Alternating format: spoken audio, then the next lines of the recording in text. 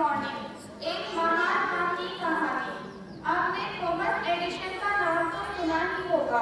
वे कितने महान वैज्ञानिक थे, यह बताने की किसी को आवश्यकता नहीं। लेकिन शायद आप यह न जानते हो कि उनके महान बनने की न सिर्फ नींव उनकी माँ ने रखी थी, बल्कि महान बनने की इमारत भी उनकी माँ ने ही चुनी थी। आज मैं आप लोगों की मुलाकात एडिसन की ऐसी महान माँ नैन्सी से करवाती हूँ। एडिसन नैन्सी की भावी संतान थे। वे बचपन से ही बड़े जिज्ञासु थे। जब 7 वर्ष की उम्र में उन्हें स्कूल में भर्ती करवाया गया तो उनकी जिज्ञासा उनके आड़े आ गई। वे बात बात पर टीचरों से सवाल पूछा करते थे। इससे तंग आकर टीचरों ने एडिसन की माँ नैन्सी को बुलवाकर कहा कि आपका बच्चा काफी डल है और ऊपर से फिजूल के सवाल भी पूछता है। माँ नैन्सी को अपने बच्चे को डल कहा जाना बिल्कुल रास नहीं आया।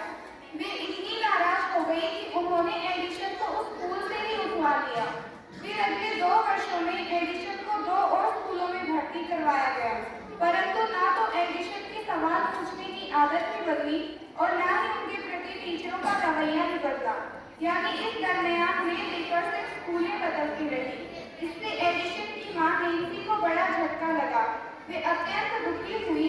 कोई उनके बच्चे को डल समझे या उसका अपमान करे, यह उससे बर्दाश्त नहीं हो रहा था।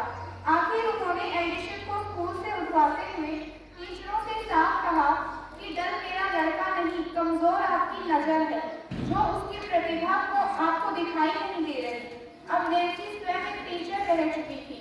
वे जानती थी कि एक बार बच्चों का आत्मविश्वास डगमगा जाए तो फिर उसके लिए संभलना मुश्किल हो जाता है। तो उन्होंने आगे से अपने बच्चे को किसी स्कूल में न भेजने का निर्णय लिया। यही नहीं, उन्होंने अपने दुलारे को घर पर स्वयं पढ़ाना भी तय किया। एडिसन अपनी माँ के इस प्यार और विश्वास से इतना तो खुश हुए कि उन्होंने बड़े होने के बाद उनके प्रति कृतज्ञता प्रकट करते हुए एक बार कहा भी कि मैं माँ के स्कूल में भेजे जाने के निर्णय से अत्यंत भावुक हो उठा था और मैंने उसी रोज तय कर लिया था कि चाहे जो हो जाए, मैं माँ के विश्वास को कभी टूटने नहीं दूंगा। टीचर ने मुझे डल स्टूडेंट कहा और माँ ने स्कूल से उठवा दिया। ऐसी ममतामयी और विदुषी माँ से और क्या चाहिए मुझे। खैर, घर पर रहने एडिसन की माँ से सभी विषय दिल लगाकर पढ़ने लगे। विज्ञान के उसके प्रयोगों में वे विशेष रुचि दिखाने लगे।